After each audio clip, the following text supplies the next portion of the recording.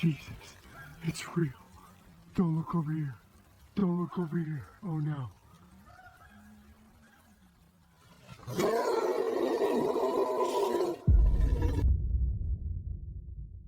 Le matin de novembre se leva, gris et froid, sur la péninsule supérieure du Michigan, le genre de matin dont le froid s'insinuait jusque dans les os et rappelait à l'homme qu'il était fait de chair, une chair qui pouvait geler. Jimmy Whitehorse était assis sur le siège passager du pick-up de son père, observant les phares fendre l'obscurité tandis qu'il s'enfonçait dans la forêt nationale de Hiawatha. Le chauffage crachotait et tout sautait, soufflant un air tiède par des grilles qui avaient connu de meilleures décennies. Et Jimmy y collait tout de même ses mains, reconnaissant pour la moindre chaleur qu'il pouvait lui voler. Son père, Léonard, conduisait en silence, comme à son habitude les matins de chasse. C'était un rituel entre eux, cette communion silencieuse avec la route et le jour naissant. 23 années de chasse en novembre, depuis que Jimmy avait 6 ans et peinait à tenir la carabine, et 22 que son grand-père lui avait offertes. Aujourd'hui, Jimmy avait 29 ans. Il était soudeur au chantier naval de Marquette, et ces quelques jours d'automne restaient sacrés. Ni femme, ni enfant, ni téléphone portable sonnant pour des problèmes venus du monde d'en bas. Juste un père et son fils, la forêt et les quelques cerfs assez stupides pour croiser leur chemin.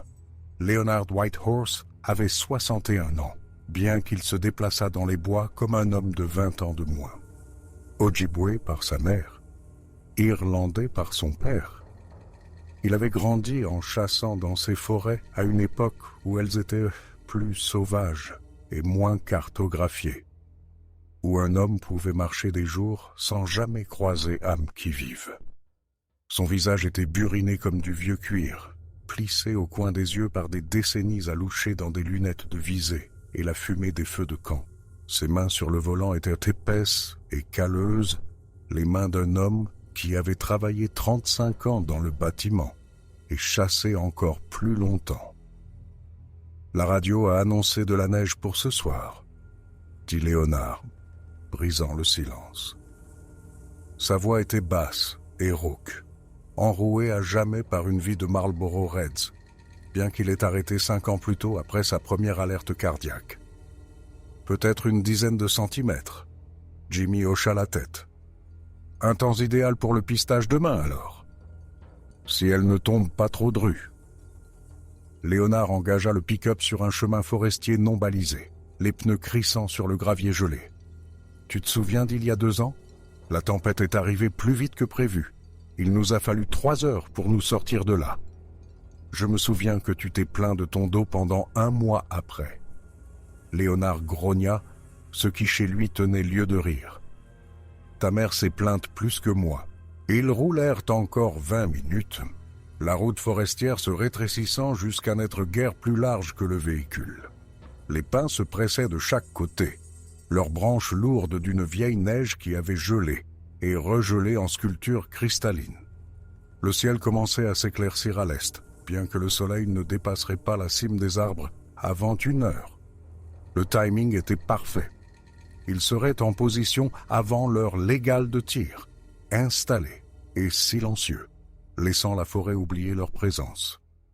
Léonard gara le pick-up dans une petite clairière qu'ils utilisaient depuis des années, un endroit qu'ils appelaient simplement le camp, même s'ils n'y campaient plus.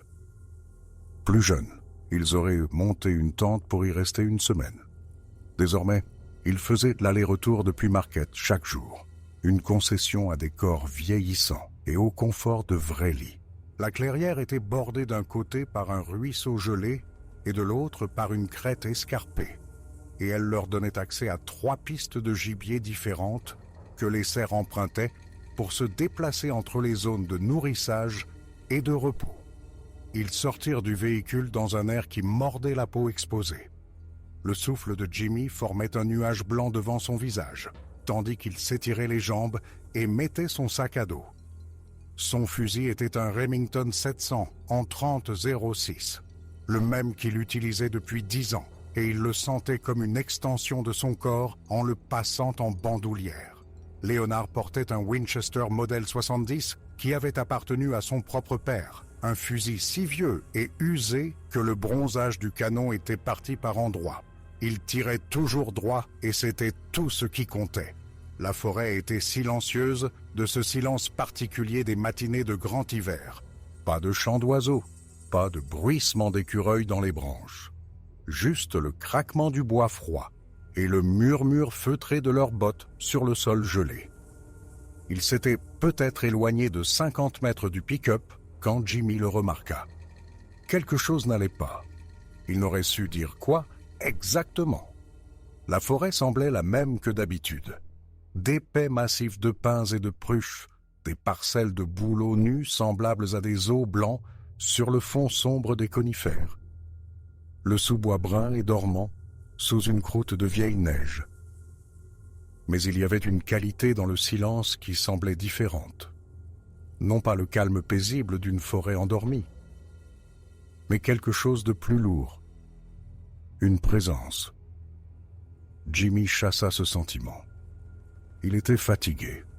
Voilà tout.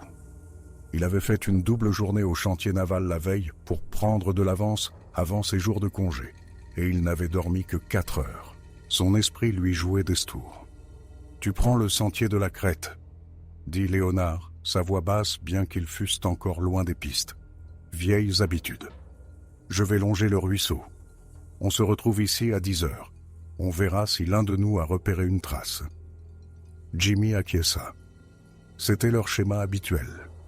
Léonard préférait le fond du ruisseau où il pouvait se déplacer sans bruit sur la boue gelée, tandis que Jimmy aimait l'altitude de la crête, d'où il pouvait voir plus loin et surprendre les cerfs en contrebas.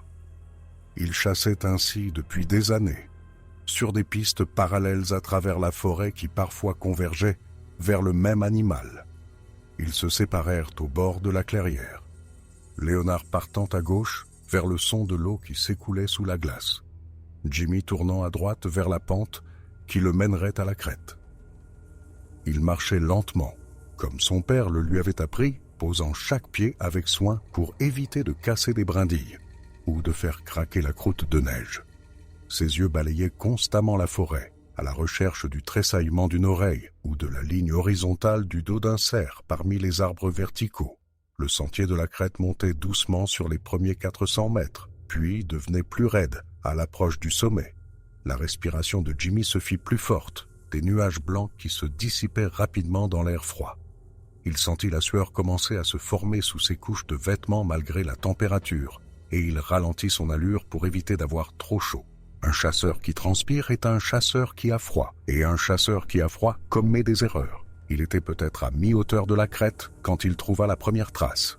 Elle était imprimée dans une plaque de neige accumulée contre un tronc d'arbre abattu. Et au début, l'esprit de Jimmy refusa simplement d'analyser ce qu'il voyait. Il s'arrêta, le regard fixé sur l'empreinte, attendant que son cerveau réorganise l'épreuve en quelque chose de cohérent. La trace était une empreinte de pied. C'était clair, mais elle était énorme, bien 45 cm de long, peut-être plus. La forme était plus ou moins humaine, avec un talon, une voûte plantaire et des orteils distincts, mais les proportions étaient totalement fausses. Les orteils étaient très écartés, bien plus que n'importe quel pied humain, et la profondeur de l'empreinte suggérait un poids que Jimmy ne pouvait pas facilement estimer. Quelque chose de très lourd avait marché ici, quelque chose qui marchait sur 2 jambes. Jimmy s'agenouilla près de la trace, son fusil glissant de son épaule pour se retrouver dans ses mains, sans qu'il en ait conscience. Il regarda autour de lui, soudain conscient de son exposition sur cette pente, de la distance qui le séparait du pick-up, de son père et de toute aide possible. La forêt restait silencieuse, de ce silence lourd et vigilant qu'il avait remarqué plus tôt, et les arbres semblaient se presser plus près qu'un instant auparavant. « C'est un ours », se dit-il. Les ours laissaient parfois des traces qui pouvaient paraître presque humaines, surtout dans une neige qui avait partiellement fondu puis regelé. Ce n'était qu'une trace d'ours déformée par les conditions météorologiques. Rien d'inquiétant. Les ours noirs étaient courants dans la péninsule supérieure, et bien qu'ils soient généralement méfiants envers les humains, une rencontre fortuite n'était pas impossible. Mais alors même qu'il formulait ses rationalisations, Jimmy savait qu'elles étaient fausses. Il avait vu des traces d'ours auparavant, des centaines en 23 ans de chasse dans ces bois. Les ours laissent des marques de griffes distinctives devant leurs orteils, et leurs pattes arrière ont une forme entièrement différente. Cette trace n'avait pas de marque de griffes, et la forme ne correspondait pas à celle d'un ours, trop étroite, trop humaine. Jimmy sortit son téléphone pour prendre une photo, un réflexe de l'ère moderne où tout doit être documenté et partagé. L'écran n'affichait aucun réseau, ce qui n'était pas inhabituel si profondément dans la forêt. Mais l'indicateur de batterie attira son attention. 12%. Il l'avait pourtant chargé à fond la nuit dernière, n'est-ce pas? Il en était presque certain. Et pourtant, il était presque à plat, et il ne l'avait pas utilisé une seule fois depuis son départ de la maison. Il prit quand même la photo, bien que la faible lumière du matin et le processeur en difficulté du téléphone produisirent une image qui tenait plus de l'ombre que du détail. La trace était à peine visible sur la photo. Une dépression vague qui aurait pu être n'importe quoi. Il rangea le téléphone et se releva, regardant vers le sommet de la crête, encore à une centaine de mètres au-dessus de lui. Tout son instinct lui criait de faire demi-tour, de trouver son père, de lui dire ce qu'il avait trouvé, de monter dans le pick-up, de quitter cet endroit et de ne jamais y revenir. Mais une autre partie de lui, celle qui avait passé 23 ans dans ces bois sans jamais rien voir qui ne puisse être expliqué, rejeta cette peur comme étant ridicule. C'était une trace dans la neige, probablement un canular, un adolescent qui s'ennuyait avec une paire de pieds en bois, essayant de créer une légende locale. Les gens faisaient ce genre de choses. Jimmy avait lu des articles à ce sujet sur Internet.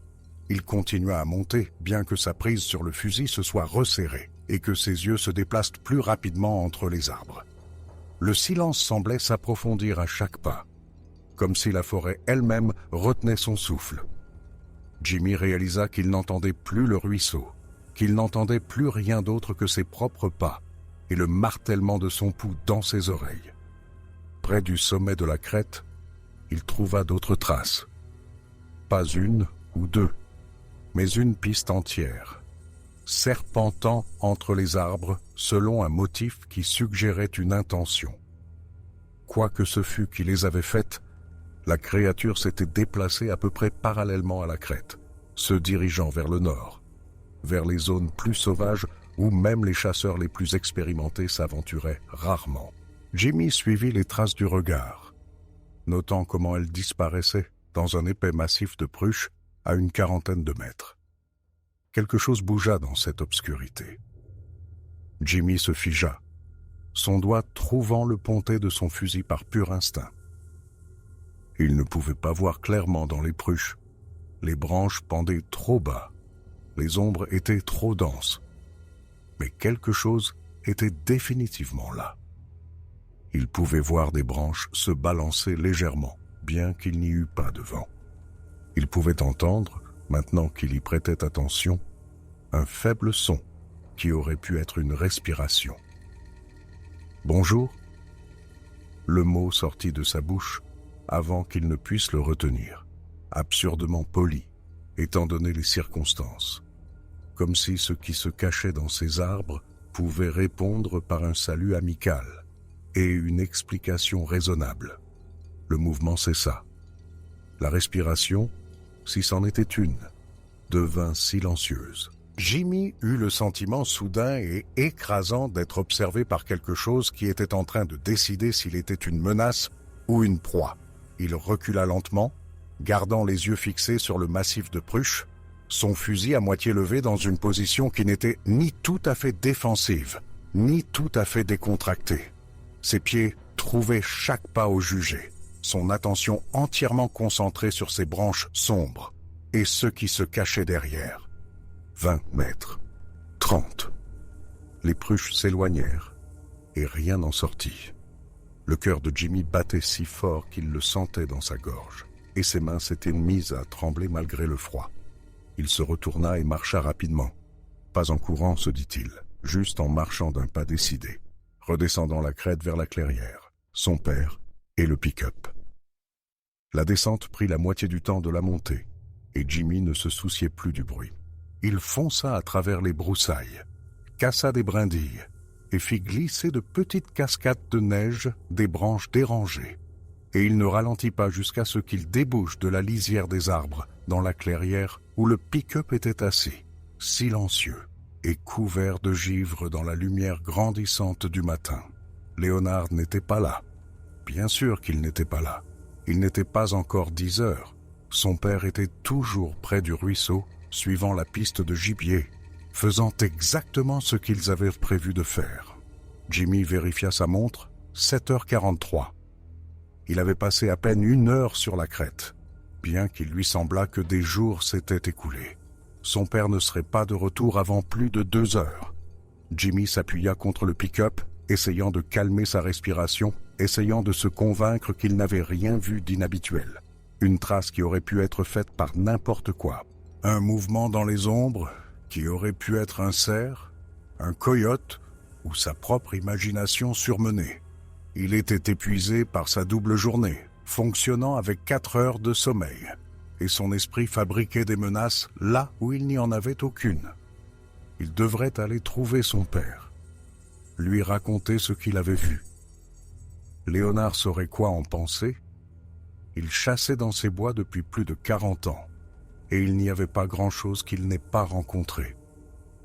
Mais l'idée de retourner dans ces arbres, vers ce qu'il avait observé depuis les pruches, lui noua l'estomac.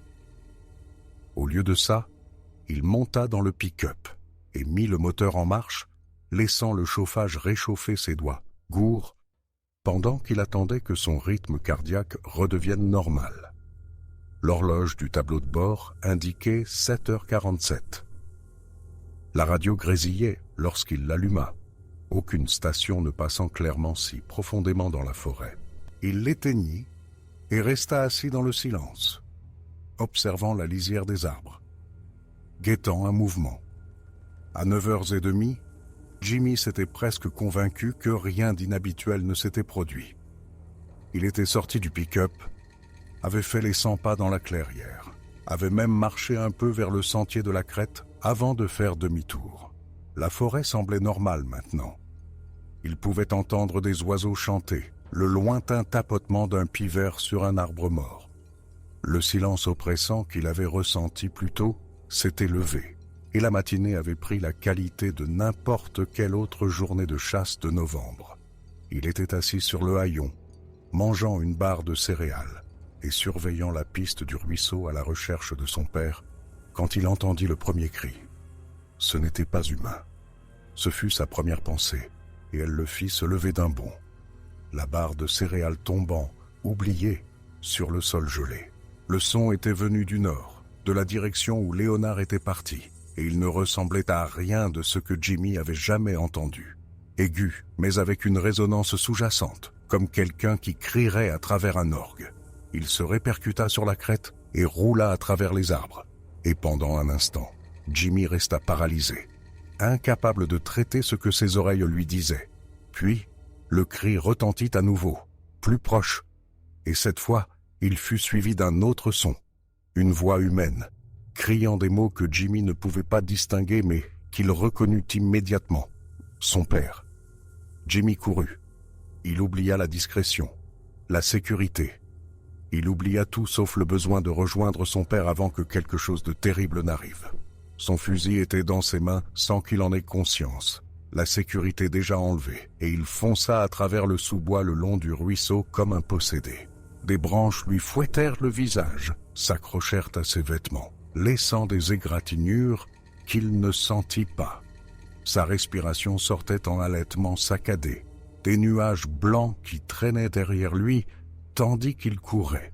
Le fond du ruisseau était traître, la boue gelée laissait place à des zones d'eau libre, des troncs d'arbres abattus créaient des obstacles qu'il fallait sauter ou escalader, et les berges étaient assez raides pour le faire glisser s'il ne faisait pas attention. Jimmy ne fit pas attention. il courut avec un abandon désespéré, suivant les sons de la voix de son père qui devenait de plus en plus fort, et paniqué. Il trouva Léonard dans une petite clairière à environ 400 mètres de l'endroit où ils s'étaient séparés. Son père était à terre, essayant de ramper vers un arbre abattu qui aurait pu offrir une certaine protection. Son fusil avait disparu. Jimmy pouvait le voir à 6 mètres de là, à moitié submergé dans le ruisseau où il avait été jeté ou était tombé. Le manteau de Léonard était déchiré, le gilet de chasse orange déchiqueté dans le dos, et même de loin, Jimmy pouvait voir du sang se mêler à la boue qui couvrait les mains de son père. Quelque chose se tenait au-dessus de lui. L'esprit de Jimmy tenta de rejeter ce que ses yeux lui montraient. C'était trop grand, au moins 2,50 m, peut-être plus, voûté dans une posture qui parvenait à être à la fois simiesque et horriblement humaine. Son corps était couvert d'une fourrure brun foncé qui pendait en touffes emmêlées, et ses bras étaient incroyablement longs, atteignant presque ses genoux alors qu'il se tenait là, regardant l'homme rampant. L'odeur frappa Jimmy un instant plus tard. Une puanteur épaisse et musquée, comme de la viande en décomposition et du chien mouillé, et autre chose, quelque chose d'organique et de suffocant, qui lui fit pleurer les yeux et lui souleva l'estomac. La créature l'entendit arriver. Elle se tourna, et Jimmy eut un bref aperçu d'un visage qui entrait ses cauchemars pendant des années. Un visage large et plat, avec une arcade sourcilière proéminente, et des yeux sombres, qui reflétaient la lumière du matin comme ceux d'un chat dans des phares.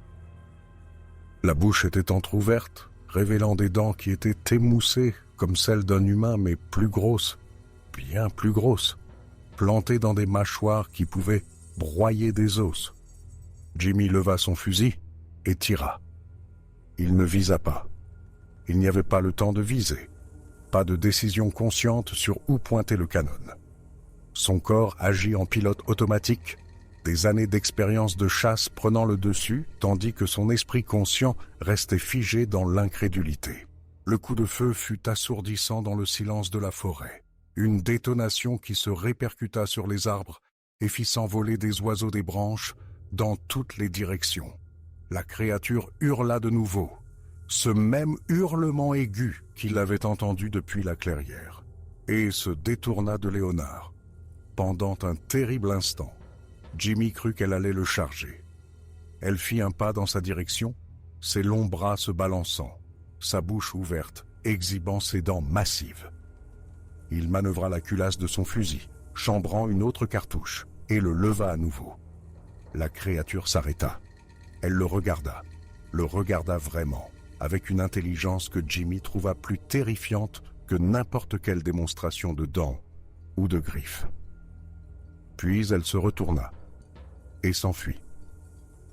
Elle se déplaça plus vite que n'importe quoi de cette taille n'aurait dû pouvoir le faire, s'écrasant à travers le sous-bois avec un bruit d'accident de voiture, des branches se brisant et de jeunes arbres se pliant, alors qu'elle se frayait un chemin à travers la forêt. En quelques secondes, elle avait disparu dans les arbres, et en une minute, même le son de son passage s'était estompé dans le silence.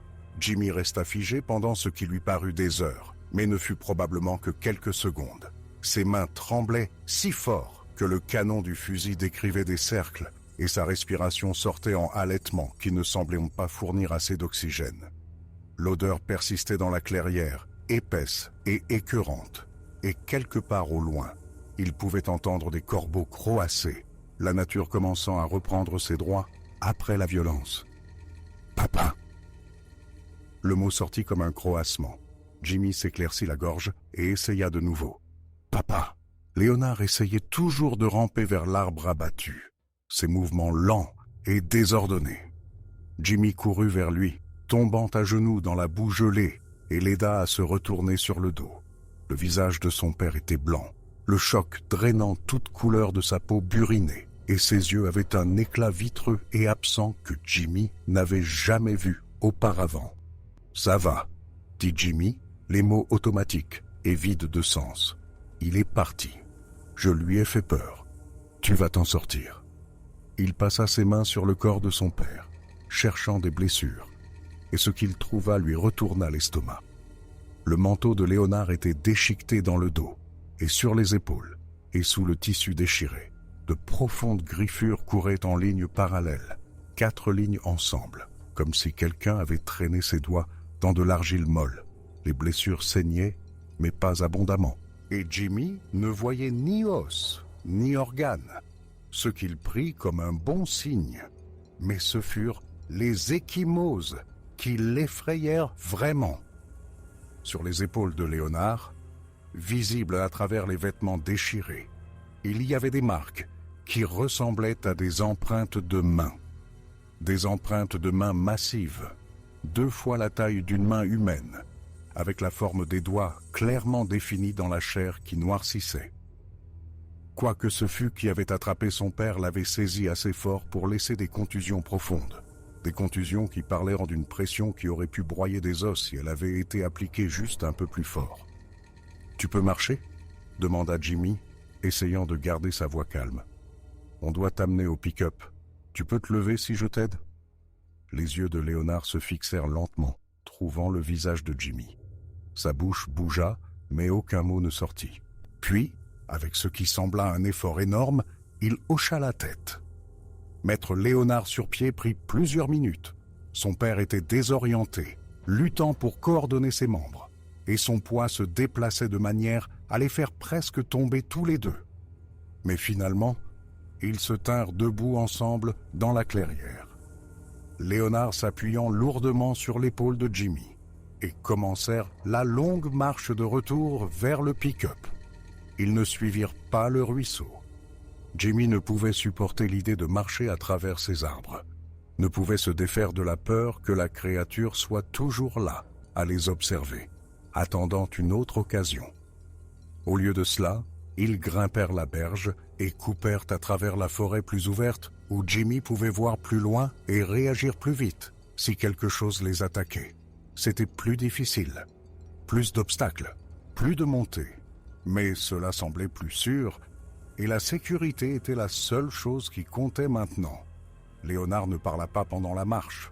Il se déplaçait mécaniquement, mettant un pied devant l'autre, et ses yeux restaient fixés à mi-distance, comme s'il regardait quelque chose que Jimmy ne pouvait pas voir. 2 fois, il trébucha et faillit tomber, et Jimmy dut le rattraper et le maintenir debout jusqu'à ce qu'il retrouve son équilibre. Les griffures sur son dos saignaient encore paresseusement, laissant des taches sombres sur la neige derrière eux. Il leur fallut près d'1 heure pour atteindre la clairière, une marche qui aurait dû prendre 20 minutes. Le pick-up était là, où il l'avait laissé, le givre fondant sur le pare-brise alors que le soleil du matin montait plus haut, et Jimmy n'avait jamais été aussi heureux de voir quoi que ce soit de sa vie. Il aida Léonard à s'installer sur le siège passager, l'inclina autant que possible et le couvrit avec la couverture en laine qu'il gardait à l'arrière pour les urgences. « Reste éveillé, » dit Jimmy. « Parle-moi si tu peux. Je vais nous sortir d'ici. » Les lèvres de Léonard bougèrent à nouveau. Cette fois, un mot sortit, à peine audible par-dessus le bruit du moteur qui démarrait. « Qu'est-ce que tu as dit ? » ?»« Grand. » La voix de Léonard était un murmure rauque et abîmé comme s'il avait crié. « Tellement grand. » Jimmy passa une vitesse et conduisit. L'hôpital de Marquette était à 45 minutes et Jimmy dépassa toutes les limitations de vitesse pour y arriver. La route forestière était traître avec ses plaques de verglas et ses virages inattendus. Et 2 fois il faillit perdre le contrôle du pick-up dans des virages pris trop vite. Mais il ne pouvait pas ralentir. Il ne pouvait s'empêcher de penser à ces empreintes de mains massives contusionnées sur les épaules de son père, à l'intelligence dans ses yeux sombres, à la façon dont la créature l'avait regardé avant de s'enfuir. Il essaya son téléphone à mi-chemin, lorsqu'ils atteignirent une zone où il captait habituellement. Toujours rien. La batterie était maintenant à 4%, se déchargeant plus vite qu'elle n'aurait dû, et il ne pouvait l'expliquer que comme une autre pièce du puzzle anormal d'une matinée pleine de choses anormales. À l'hôpital, il s'arrêta devant l'entrée des urgences et klaxonna jusqu'à ce que des brancardiers arrivent en courant. Ils installèrent Léonard sur un brancard et le firent entrer. Et Jimmy suivit, essayant de répondre à leurs questions, tandis que son esprit restait bloqué dans cette clairière près du ruisseau. Que lui est-il arrivé? Une attaque d'animal, dit Jimmy. Quelque chose l'a attaqué dans les bois. Quel genre d'animal? Je ne... Jimmy s'arrêta, déglutit. Je ne sais pas. Quelque chose de grand, avec une fourrure brune. Il s'est enfui quand j'ai tiré en l'air. Un ours? Peut-être. Je ne sais pas. Peut-être un ours. Ils emmenèrent Léonard dans une salle d'examen. Et Jimmy dut s'asseoir sur une chaise en plastique dans la salle d'attente. Ses bottes boueuses laissant des empreintes sur le linoléum. Et son fusil toujours en bandoulière. Une infirmière vint lui dire qu'il ne pouvait pas garder l'arme dans l'hôpital. Et il retourna la ranger dans le pick-up, se déplaçant comme un somnambule. L'attente fut le pire. Jimmy resta assis sur cette chaise en plastique pendant 3 heures, regardant l'horloge murale égrenée des minutes qui semblaient des jours. Il se repassa la matinée dans sa tête, encore et encore, essayant de trouver une explication rationnelle à ce qu'il avait vu. Un ours. Ça devait être un ours. Une sorte d'ours anormal, peut-être malade ou génétiquement inhabituel, se déplaçant sur ses pattes arrière à cause d'une blessure ou d'une maladie. C'était possible, ça devait être ça. Mais les ours n'ont pas de main. Les ours ne laissent pas d'empreintes de main. Et les ours ne vous regardent pas avec de l'intelligence dans les yeux, faisant une sorte de calcul avant de décider de fuir. Un médecin vint enfin le trouver vers 2 heures de l'après-midi. Léonard était stable, dit-elle. Les griffures étaient profondes, mais n'avaient touché aucun organe vital, et il les avait nettoyées et suturées sans complication. Il avait une légère commotion cérébrale, probablement due à une chute, et de nombreuses ecchymoses sur les épaules et le haut du dos. Il voulait le garder en observation pour la nuit, mais sauf complication, il pourrait rentrer chez lui le lendemain. La forme des ecchymoses sur ses épaules est inhabituelle, dit le médecin en fronçant légèrement les sourcils. La forme et les points de pression suggèrent une action de préhension, comme si quelqu'un l'avait saisi très fort. Mais la taille est bien plus grande que ce que des mains humaines pourraient faire. Avez-vous une idée de ce qui aurait pu causer cela? Un ours? Dit Jimmy, le mensonge venant automatiquement. Il a dû l'attraper. Ils font ça parfois, non? Quand ils attaquent. Le médecin parut sceptique, mais n'insista pas. Je n'ai jamais vu de blessure d'attaque d'ours qui ressemblait tout à fait à ça, dit-elle. Mais je suppose que c'est possible.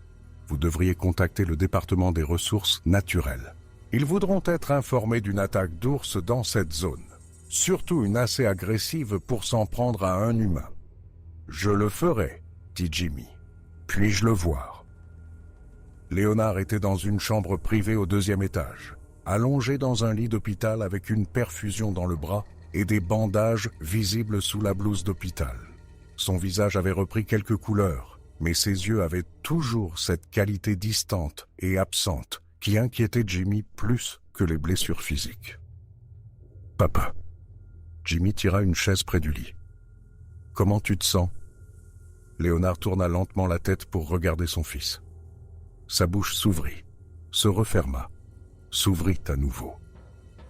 Quand il parla, sa voix était plus forte que dans le pick-up, mais toujours rauque et basse. « On n'en parle pas. »« Quoi ? Quoi que tu penses avoir vu ? » ?»« Quoi que je... » Léonard s'arrêta, déglutit difficilement. « On n'en parle pas.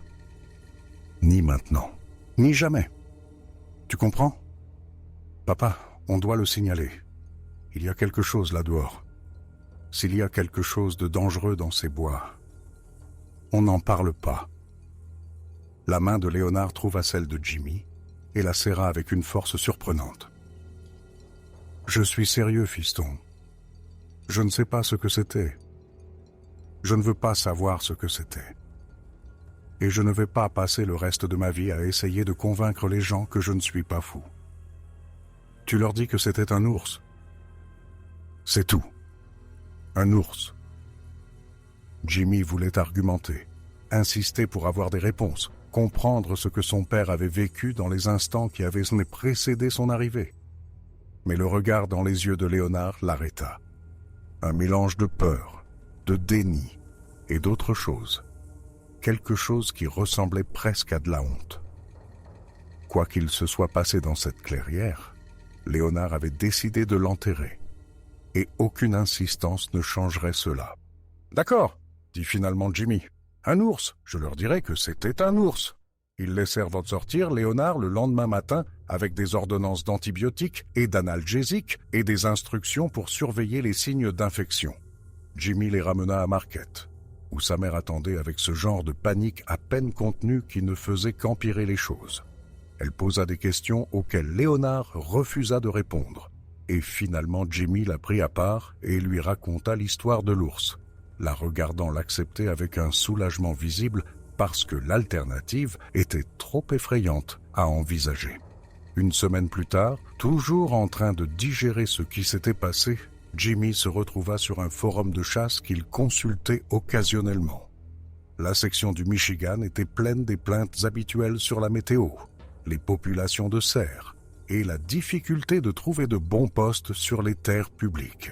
Il commença à taper avant de vraiment savoir ce qu'il allait dire.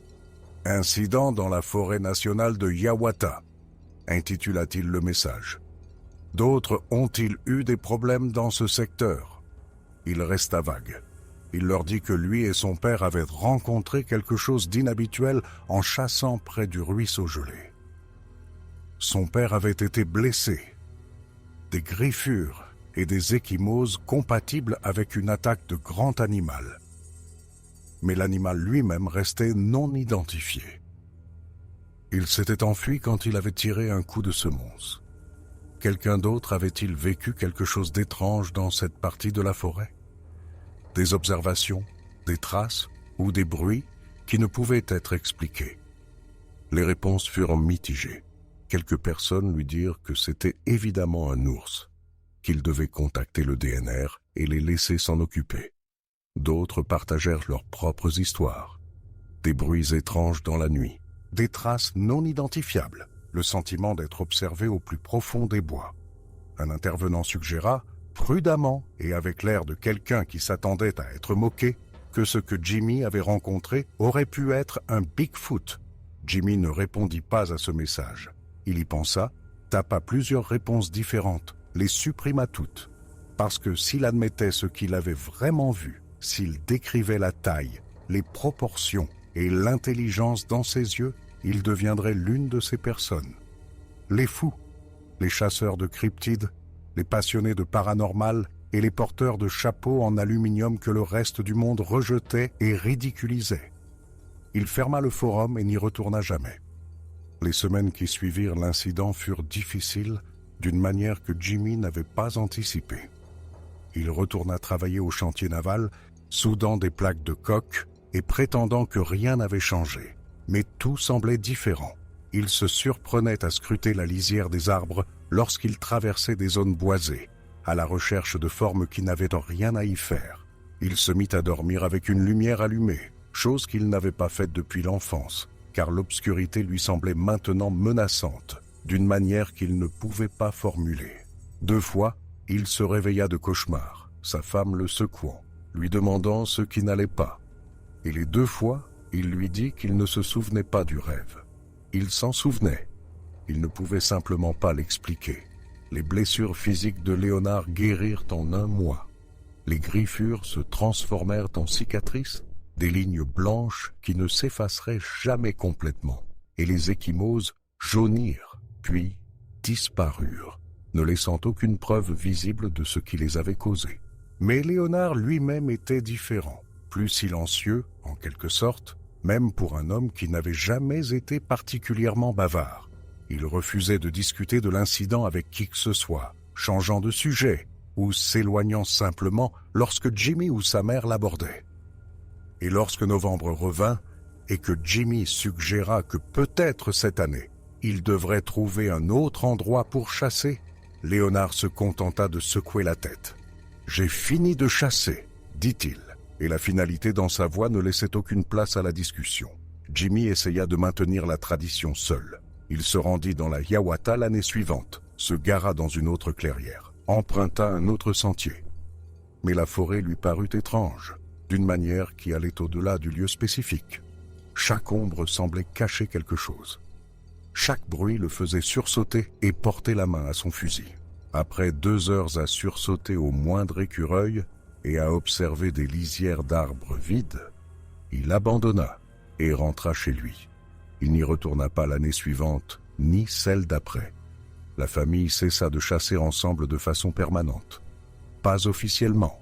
Il n'y eut aucune annonce, aucune décision prise autour d'une table.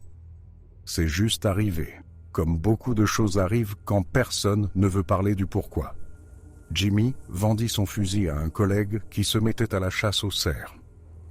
Le Winchester de Léonard fut rangé dans une mallette au sous-sol, jamais utilisé et négligé, prenant la poussière dans l'obscurité.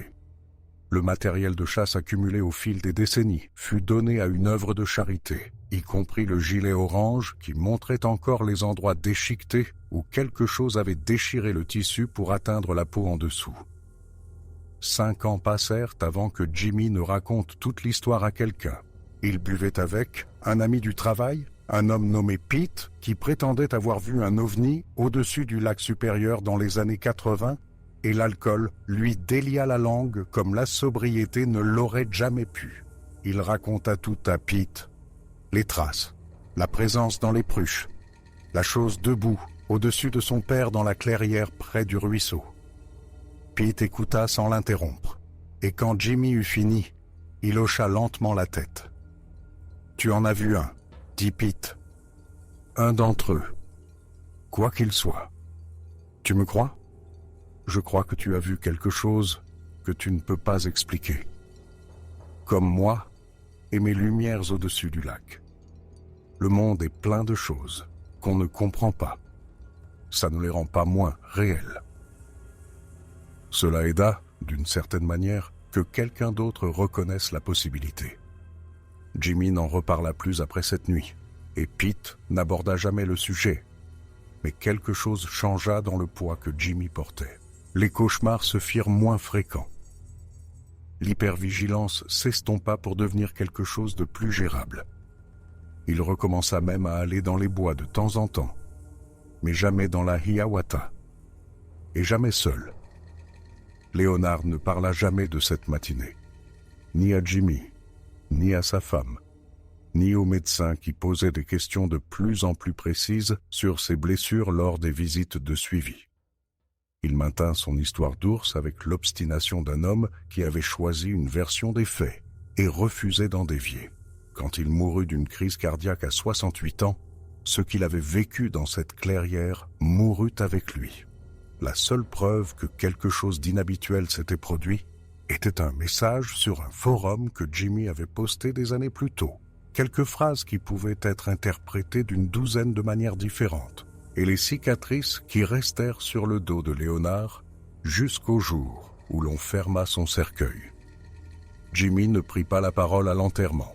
Il se tint près de la tombe avec sa mère, sa femme et ses 2 enfants, regardant descendre son père en terre. Et il pensa à cette matinée dans la forêt, aux cris qui s'étaient répercutés sur la crête, à sa course à travers les arbres, ne sachant pas ce qu'il allait trouver, à la créature qui s'était tenue au-dessus de son père, ses yeux intelligents captant la lumière, avant de se retourner et de disparaître dans la nature sauvage. Il se demandait parfois si elle était toujours là, se demander si d'autres l'avaient rencontrée depuis, s'il y avait d'autres messages sur des forums, d'autres histoires d'ours et d'autres familles qui cessaient de chasser ensemble pour des raisons qu'elles ne pouvaient expliquer. Il n'essaya jamais de le savoir. Certaines choses valaient mieux être laissées dans l'ignorance, enterrées comme les secrets de son père, cachées dans les recoins sombres du monde où les gens comme lui n'étaient pas censés aller. La péninsule supérieure attirait toujours les chasseurs chaque mois de novembre, des milliers d'entre eux dans leurs gilets oranges et leurs tenues de camouflage, marchant sur les sentiers, grimpant les crêtes et s'asseyant dans des miradors, tandis que le monde devenait blanc sous la neige précoce. Jimmy avait été l'un d'entre eux. Son père avait été l'un d'entre eux. Maintenant, ils étaient tous les deux, de différentes manières, absents de ces bois, et ce qui marchait sous ces pins anciens continuait de marcher sans témoin, laissant des traces qui auraient pu être celles d'un ours si l'on voulait y croire, disparaissant dans des histoires que personne ne raconterait jamais. Jimmy garda le Winchester de son père après l'enterrement. Il le nettoya, le huila et le remit dans sa mallette au sous-sol, où il reposait à côté de la mallette qui avait autrefois contenu son propre fusil. Parfois, tard dans la nuit, quand il ne pouvait pas dormir, il descendait au sous-sol, ouvrait la mallette et passait ses doigts sur la crosse usée et le canon en métal lisse. Il ne savait pas pourquoi. Cela ne le faisait pas se sentir mieux. Mais cela le reliait à quelque chose. À son père. À ses 23 années de matinée de novembre. À la personne qu'il avait été avant ce jour dans la forêt où tout avait changé. Sa femme le trouva là une nuit, assis sur le sol froid du sous-sol avec le fusil sur les genoux, le regard dans le vide. Elle ne lui demanda pas ce qu'il faisait. Elle s'assit simplement à côté de lui, posa sa main sur son genou et attendit avec lui dans le silence. « J'ai vu quelque chose dans les bois », dit finalement Jimmy, les mots sortant lentement et lourdement. « Quand papa a été blessé, j'ai vu quelque chose qui ne devrait pas exister. » Sa femme resta silencieuse un long moment. Puis elle dit « Je sais, tu me crois ? Je crois que tu crois l'avoir vu. Et je crois que quelque chose s'est passé qui a blessé ton père et t'a changé. Je n'ai pas besoin de le comprendre. J'ai juste besoin d'être là avec toi pendant que tu trouves comment vivre avec. » Ils restèrent assis ensemble un moment de plus, sans parler. Et finalement, Jimmy remit le fusil dans sa mallette et referma le couvercle. Il ne l'ouvrit plus jamais après cette nuit, et quand ils déménagèrent dans une maison plus petite après le départ des enfants pour l'université, il donna le Winchester avec le reste du matériel de chasse de son père. Certaines choses, avait-il appris, ne pouvaient être conservées éternellement. Certaines choses devaient être lâchées, même si l'on ne cessait jamais de se demander, de scruter les lisières d'arbres et d'écouter les bruits qui n'avaient rien à faire là. Même si une partie de vous restait à jamais dans cette forêt, courant à travers les arbres vers un cri que vous entendriez dans vos cauchemars pour le reste de votre vie. L'histoire survécut de petites manières. Le message de Jimmy sur le forum de chasse était toujours là si l'on savait où chercher. Quelques paragraphes d'une ambiguïté prudente qui attiraient des commentaires occasionnels de personnes qui avaient trop leurs propres histoires à raconter. Sa mère mentionnait parfois l'accident de chasse à des amis et voisins, l'appelant toujours une attaque d'ours, passant toujours sous silence les détails.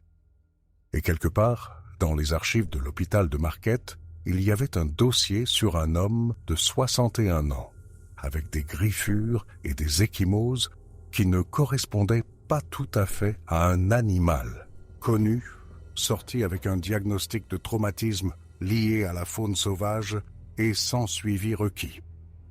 Mais la chose elle-même, la vérité de ce qui s'était passé ce matin de novembre, restait enfouie. Jimmy la portait avec lui comme une pierre dans sa poche, un poids auquel il s'était habitué, un secret qu'il emporterait dans sa propre tombe, comme son père l'avait emporté dans la sienne, et dans les forêts de la péninsule supérieure, dans les endroits profonds où les humains allaient rarement. Quelque chose continuait de se déplacer à travers les arbres, laissant des traces qui fondaient avec la neige, observant, attendant et marchant. Le thérapeute de Jimmy lui avait suggéré de tenir un journal. C'était 2 ans après la mort de son père, et il avait finalement avoué à sa femme que les cauchemars ne s'amélioraient pas d'eux-mêmes. La thérapeute était une femme pragmatique d'une 50aine d'années, qui ne semblait pas le juger pour son incapacité à formuler ce qui n'allait pas, et elle lui avait donné un devoir: écrire ses rêves à son réveil, écrire ses sentiments, les sortir de sa tête et les mettre sur papier où ils pourraient être examinés, traités, et finalement, peut-être, libérés. Il ne lui parla pas du Bigfoot. Il lui parla du traumatisme d'avoir trouvé son père blessé, de la culpabilité qu'il ressentait de ne pas avoir été là au moment de l'attaque, de l'anxiété généralisée qui le hantait depuis ce jour. Elle hochait la tête, prenait des notes, et lui prescrivit des médicaments qui aidèrent à atténuer le mal sans résoudre le problème sous-jacent. Le journal devint autre chose, non pas l'exercice thérapeutique qu'on lui avait demandé de faire, mais un réceptacle pour tout ce qu'il ne pouvait dire à voix haute. Il écrivit sur les traces qu'il avait trouvées sur la crête, sur le mouvement dans les pruches et le sentiment d'être observé, sur la créature debout, au-dessus de son père, l'intelligence dans ses yeux, la façon dont elle l'avait regardé, avait calculé et avait décidé de fuir plutôt que de se battre. Il écrivit sur l'odeur, cette terrible, écrasante odeur qui lui avait fait pleurer les yeux et lui avait soulevé l'estomac, et sur le son de son cri se répercutant sur les murs de la forêt. Il remplit un carnet, puis un autre. Les mots venaient plus facilement avec la pratique, bien qu'ils ne vinssent jamais facilement. Chaque entrée était une petite excavation, déterrant des souvenirs qu'il avait tenté d'enfouir, les examinant à la lumière de sa lampe de bureau pendant que sa femme dormait dans la pièce voisine. Il trouva des détails qu'il avait oubliés. La façon dont la fourrure de la créature avait bougé dans le vent, la longueur de sa foulée alors qu'elle fuyait dans les arbres, la nuance exacte de brun qui couvrait son corps massif. Il nota tout, construisant le portrait de quelque chose qui ne pouvait pas exister, quelque chose que son esprit rationnel refusait encore d'accepter pleinement, même si sa mémoire insistait sur sa réalité. Les journaux étaient attachés dans une boîte dans son atelier, sous de vieux outils et des pièces de rechange où personne ne penserait à chercher. Il n'en avait pas honte, exactement, mais il n'était pas prêt à les partager non plus. Ils étaient à lui seul, son témoignage de quelque chose qu'il avait changé d'une manière qu'il essayait encore de comprendre. Un soir, peut-être 5 ans, après avoir commencé à écrire, Jimmy sortit la pile de journaux et les relut depuis le début. C'était la première fois qu'il relisait une de ses entrées, et l'expérience fut étrange, comme écouter un enregistrement de sa propre voix, familière mais pas tout à fait la sienne. Les premières entrées étaient fragmentées et confuses, pleines de mots barrés et de phrases incomplètes. Les plus récentes étaient plus claires, plus détaillées, comme si son esprit avait lentement traité l'expérience au fil du temps et était maintenant capable d'articuler ce qu'il avait vécu. Ce qui le frappa le plus, c'est à quel point tout semblait normal. Il s'était attendu à de l'hystérie, de la folie, les divagations d'un homme qui avait perdu le contact avec la réalité. Au lieu de cela, il trouva un compte-rendu direct d'une expérience qui défiait toute explication. La créature existait. Il l'avait vue. Son père avait été attaqué par elle. C'étaient des faits, pas des interprétations, et aucune rationalisation ne pouvait les changer. Il remit les journaux dans leur boîte et ne les relut plus jamais. Mais il continua d'écrire, ajoutant de nouvelles entrées chaque fois que les cauchemars revenaient ou que quelque chose déclenchait un souvenir. L'odeur de la fourrure mouillée d'un chien sous la pluie, la vue d'une grande empreinte de main sur une fenêtre poussiéreuse, le bruit de branches se brisant dans les bois derrière sa maison. Chaque déclencheur était documenté, examiné, classé. C'était la seule façon qu'il connaissait pour traiter ce qui s'était passé, et cela devrait suffire. Les années continuèrent de passer. Jimmy prit sa retraite du chantier naval à 62 ans, les articulations raides après des décennies de travail physique, l'ouïe endommagée par des années de bruit malgré les protections obligatoires. Sa femme prit sa retraite la même année et ils s'installèrent dans une routine de matin calme et d'après-midi lent, avec les petits-enfants en visite le week-end. Une vie qui, de l'extérieur, ressemblait exactement à ce que la retraite était censée être. Mais Jimmy ne dormait toujours pas bien. Il scrutait toujours les lisières d'arbres lorsqu'il traversait des zones boisées. Et chaque novembre, lorsque la saison de la chasse ouvrait et que les nouvelles rapportaient des histoires de cerfs abattus, d'accidents évités et de l'éternelle lutte entre l'homme et la nature, il pensait à son père, à la forêt et à la chose qui s'était tenue au-dessus du corps de Léonard, dans cette clairière près du ruisseau gelé. Certaines blessures ne guérissent pas. Elles deviennent simplement une partie de vous, un tissu cicatriciel autour d'un trou qui ne se refermera jamais complètement. Jimmy l'avait accepté il y a longtemps, de la même manière qu'il acceptait son mauvais genou, ses acouphènes et tous les autres prix qu'il avait payés pour une vie de travail acharné et d'expériences difficiles. Il avait de la chance, se rappelait-il. Son père avait survécu.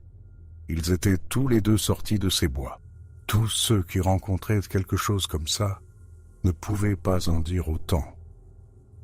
Il pensait aux autres, parfois, aux gens qui n'avaient pas survécu, qui avaient disparu dans les forêts et les montagnes et n'avaient jamais été retrouvés. Les randonneurs, les chasseurs et les chercheurs qui s'étaient aventurés dans des lieux sauvages et s'étaient simplement volatilisés, leur corps jamais retrouvé, leur sort jamais connu. Combien d'entre eux avaient rencontré quelque chose comme ce qu'il avait vu? Combien d'entre eux avaient payé un prix qu'ils n'avaient que de justesse évité? Il n'y avait aucun moyen de le savoir. Le monde était plein de mystères, et celui-ci n'en était qu'un. Un mystère personnel qui mourrait avec lui, emportant ses secrets dans la même tombe où reposaient maintenant ceux de son père. Peut-être qu'un jour, quelqu'un trouverait ses journaux, les lirait et le prendrait pour un fou. Ou peut-être y croirait-il et ajouterait son histoire à la longue liste de rencontres qui ne pourraient jamais être prouvées mais jamais tout à fait écartées. Quoi qu'il en soit, cela n'avait pas d'importance. Ce qui importait, c'est que Jimmy l'avait vu, l'avait vécu et y avait survécu. Il avait sorti son père de ses bois et avait vécu assez longtemps pour vieillir avec sa femme et voir ses petits-enfants jouer dans le jardin. C'était plus que ce que beaucoup de gens obtenaient, et il en était reconnaissant, même les nuits où les cauchemars revenaient et où il se réveillait en sueur, entendant ce cri résonner dans l'obscurité de sa chambre. Il avait 69 ans lorsque les douleurs thoraciques commencèrent. Les médecins trouvèrent une obstruction qui nécessita une intervention chirurgicale, et pendant quelques jours, il ne fut pas certain qu'il s'en sortirait. Sa femme lui tenait la main dans la chambre d'hôpital. Ses enfants arrivèrent de leur ville lointaine, et tout le monde se prépara à la possibilité que ce soit la fin. Dans ces heures incertaines, Jimmy pensa à la forêt. Pas avec peur, cette fois, mais avec quelque chose qui ressemblait plus à de l'émerveillement. Il avait vu quelque chose que la plupart des gens ne verraient jamais, quelque chose qui existait à la lisière de la connaissance humaine, quelque chose qui lui rappelait à quel point l'humanité était petite et fragile face à l'inconnu. Cela l'avait terrifié pendant des années, avait changé le cours de sa vie, mis fin à ses jours de chasse et lui avait coûté d'innombrables heures de sommeil. Mais cela lui avait aussi donné quelque chose, un aperçu derrière le rideau, un rappel que le monde était plus étrange et plus mystérieux que quiconque voulait bien l'admettre. L'opération fut un succès. Jimmy se réveilla en salle de réveil avec le visage de sa femme flottant au-dessus de lui, et il sut, avant qu'elle ne parle, qu'il s'en était sorti. Une autre chance, plus de temps. Il passa une semaine à l'hôpital, puis rentra chez lui pour sa convalescence. et pour la première fois depuis des décennies, il dormit toute la nuit sans faire de rêve. Les cauchemars ne revinrent jamais après cela. Pas une seule fois, dans les années qui lui restaient à vivre. Il ne savait pas pourquoi, si l'opération avait changé quelque chose dans son cerveau, ou si le fait d'affronter sa propre mortalité avait finalement mis sa vieille peur en perspective. Mais il accepta ce cadeau, sans le remettre en question. Les journaux restèrent dans leur boîte dans l'atelier, non lus, mais pas oubliés. Les souvenirs restèrent à leur place, vifs, mais plus écrasants. Il vécut encore 8 ans après l'opération, mourant paisiblement dans son sommeil à 77 ans. Sa femme à ses côtés, et ses enfants, non loin. Sa nécrologie mentionnait ses années au chantier naval, son dévouement à sa famille, ses passe-temps de pêche et de menuiserie. Elle ne mentionnait ni la chasse, ni la forêt, ni ce matin de novembre qui avait tout changé. Sa femme trouva les journaux en nettoyant son atelier après l'enterrement.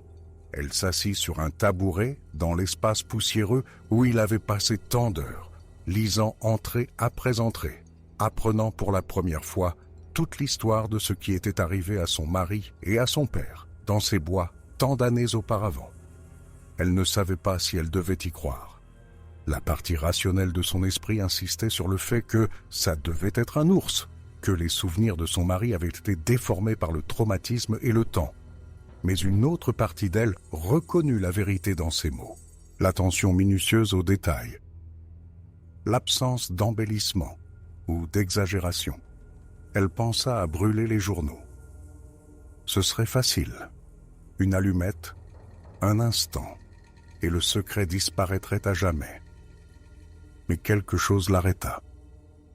Peut-être étaient-ce les années qu'elle avait passées à regarder son mari lutter avec quelque chose qu'il ne pouvait nommer. Peut-être était-ce la curiosité de savoir ce qui pouvait bien se cacher d'autre dans les recoins sombres du monde. Ou peut-être était-ce simplement le sentiment que certaines histoires méritaient d'être préservées, même si personne ne les croirait jamais entièrement. Elle remit les journaux dans leur boîte et les rangea dans le grenier de la maison qu'ils avaient partagée pendant 40 ans. Elle ne les relut pas, mais elle savait qu'ils étaient là, attendant que quelqu'un, peut-être un petit enfant, peut-être un étranger curieux, peut-être personne du tout, les trouve et s'interroge. La péninsule supérieure resta ce qu'elle avait toujours été, vaste, sauvage et indifférente à la compréhension humaine. Les chasseurs venaient toujours chaque novembre. Les randonneurs parcouraient les sentiers en été. Et les chercheurs étudiaient les écosystèmes et la faune avec la méthodologie rigoureuse de la science. Occasionnellement, quelqu'un signalait quelque chose d'étrange. Des traces non identifiables, des bruits inexplicables, le sentiment d'être observé dans des endroits où rien ne devrait observer. Ces rapports étaient classés et oubliés, rejetés comme des erreurs d'identification, des canulars, ou l'imagination débordante de gens qui passaient trop de temps dans les bois, et dans les endroits profonds, dans les ombres où les arbres poussaient drus et où la lumière n'atteignait jamais complètement. Quelque chose continuait de se mouvoir. Il laissait des traces qui auraient pu être celles d'un ours, si l'on voulait tout croire. Il criait dans la nuit, observait depuis l'obscurité et marchait sur des jambes qui ne devraient pas exister. Il était là avant l'arrivée des Ojibwés, avant l'arrivée des Européens, avant que la Terre n'ait de nom, et il serait là longtemps, après que le dernier humain aura disparu. Marchant à travers les forêts anciennes, inconnaissables et inchangées, Jimmy Whitehorse fut enterré à côté de son père dans le cimetière surplombant le lac supérieur. Les pierres tombales étaient simples, sans histoire ni explication, juste des noms, des dates et le silence des morts, gardant leur secret pour toujours. Mais quelque part dans un grenier de Marquette, dans une boîte sous de vieilles photographies et des souvenirs oubliés, une pile de journaux attendait dans l'obscurité, détenant la vérité que personne ne croirait jamais tout à fait. certaines choses, s'avérait-il, ne pouvaient être enterrées. Elles ne pouvaient qu'être cachées, attendant le jour où quelqu'un les déterrerait et les verrait pour ce qu'elles étaient, attendant le jour où la vérité éclaterait enfin, où la lumière s'éteindrait enfin et la vérité serait perdue à jamais. Juste un mystère de plus dans un monde plein de mystères. Juste une autre histoire qui se terminait sans fin. Juste une autre voix criant dans le désert, où personne ne pouvait entendre. Le ruisseau gelé coulait toujours à travers la forêt où tout s'était passé. La clairière où Jimmy avait trouvé son père était probablement envahie par la végétation maintenant, reprise par l'avancée implacable de la nature au fil du temps. La crête où il avait trouvé les traces n'était qu'une crête parmi d'autres dans un paysage de crêtes sans fin, sans rien de remarquable pour quiconque ne savait pas ce qui s'y était passé. Et la forêt continuait d'être la forêt, vaste, patiente et pleine de secrets, gardant ses propres conseils à la manière ancienne de toutes les choses sauvages. Jimmy en aurait probablement été satisfait. Il n'avait jamais voulu être cru, n'avait jamais cherché la gloire, la reconnaissance ou la justification de ce qu'il avait vu. Il voulait juste survivre, donner un sens à tout cela, trouver un moyen de vivre avec la connaissance que le monde était plus étrange que quiconque voulait bien l'admettre. Et en cela, au moins, il avait réussi. Il avait vécu une vie pleine, aimé et été aimé, et était parti dans sa tombe avec ses secrets intacts. La créature, quelle qu'elle fût, lui avait au moins accordé cela. Elle l'avait laissé partir, ce matin-là dans la forêt. Elle s'était retournée et avait fui au lieu de se battre, avait choisi la retraite plutôt que la confrontation, avait laissé Jimmy et son père en vie pour raconter une histoire que personne ne croirait jamais tout à fait. Peut-être était-ce intentionnel. Peut-être y avait-il une intelligence derrière ses yeux sombres, qui comprenait la valeur de témoins qui ne seraient pas crus, d'histoires qui seraient rejetées comme des canulars, des délires ou les divagations d'esprits traumatisés. Ou peut-être n'était-ce qu'un animal, agissant par instinct, fuyant quelque chose qu'il percevait comme une menace. Peut-être que l'intelligence que Jimmy avait vue était une projection, son esprit comblant des détails qui n'étaient pas là, créant du sens là où il n'y avait qu'action, réaction et les processus aveugles de la survie. Il ne le saurait jamais. C'était la partie la plus difficile, en réalité. Le fait de ne pas savoir. L'incertitude qui le suivrait jusqu'à sa tombe et au-delà, dans ce qui viendrait après la mort, si quelque chose venait. Il avait vu quelque chose. Il en était sûr. Mais ce que c'était, d'où ça venait, pourquoi ça l'avait épargné lui et son père. Ces questions resteraient sans réponse, faisant partie du grand mystère qui entoure toute expérience humaine. Le soleil se coucha sur le lac supérieur, peignant le ciel de nuances d'orange, de violet et d'or. Quelque part au loin, un plongeon huard lança son appel sur l'eau, son cri résonnant dans le calme du soir. Et quelque part encore plus loin, dans les forêts de la péninsule supérieure où les arbres poussaient drus et où les ombres ne se levaient jamais complètement, quelque chose se déplaçait dans l'obscurité, ne laissant aucune trace de son passage, sauf l'écho faiblissant d'un cri qui aurait pu être le vent, un animal ou toute autre chose. Le monde était plein de peut-être. Jimmy avait appris à vivre avec. Et maintenant, enterré dans la terre froide surplombant le lac qu'il avait aimé toute sa vie, il était enfin en paix avec l'incertitude qui avait défini ces dernières décennies. Le mystère restait non résolu. La créature restait inexpliquée. Et l'histoire continuait, comme toutes les histoires continuent, racontée, redite et transformée par le temps, jusqu'à ce que la vérité devienne légende, la légende devienne mythe, et le mythe s'estompe dans le profond silence de l'histoire. Mais quelque part, dans un grenier de Marquette, les journaux attendaient, et quelque part, dans les forêts de la péninsule supérieure, les traces continuaient d'apparaître. Et quelque part, dans le cœur de tous ceux qui avaient un jour marché dans la nature sauvage et senti le poids de quelque chose qui observait depuis les ombres, la question demeurait: qu'y a-t-il d'autre là-dehors? La réponse, comme toujours, était le silence de la forêt, le silence de la tombe, le silence de toutes les choses qui existent hors de portée de la compréhension humaine. C'était le même silence qui était tombé sur cette clairière 40 ans plus tôt, quand une créature s'était retournée et avait fui, et qu'un homme était resté tremblant, un fusil à la main, regardant quelque chose d'impossible disparaître dans les arbres.